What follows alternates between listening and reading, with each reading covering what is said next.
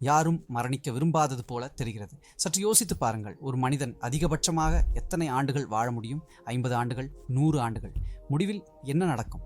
வாழ்க்கை எவ்வளவு நீளமாக இருந்தாலும் அது முடிவுக்கு வரத்தான் வேண்டும். நமது முதல் பிறந்த நாள் முதல் நமது வாழ்க்கையின் வைர விழா வரை நமது வாழ்க்கை இப்படியே கடந்து செல்கிறது. திரும்பி பார்த்தால் இவ்வளவு காலம் எப்படி கடந்து போனது என்று தெரியவில்லை. இப்போது கவனியுங்கள், உங்கள் வாழ்க்கையில் எவ்வளவு வாரங்கள் கடந்துவிட்டன என்பது உங்களுக்கு தெரியாமலேயே உள்ளது. நமது இந்த வாழ்க்கை ஒரு கலண்டரின் ஒரு பக்கத்தை போன்றது.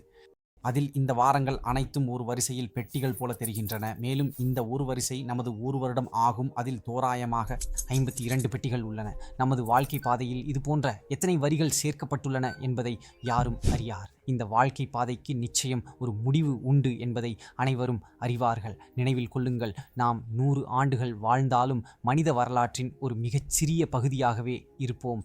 ஆனால் தங்கள் வாழ்க்கையின் இந்த பெட்டிகளை மக்களின் நன்மை, அல்லாஹ்வுக்கு கீழ்ப்படிதல், கடமைகளை நிறைவேற்றுதல் ஆகியவற்றால் நிரப்புபவர்கள் மனித வரலாற்றிலே எப்போதும் நல்ல பெயருடன் நினைவு கூறப்படுகிறார்கள். மேலும் அவர்கள் உலகில் உயிருடன் இல்லாவிட்டாலும் உயிருடன் வாழ்கிறார்கள்.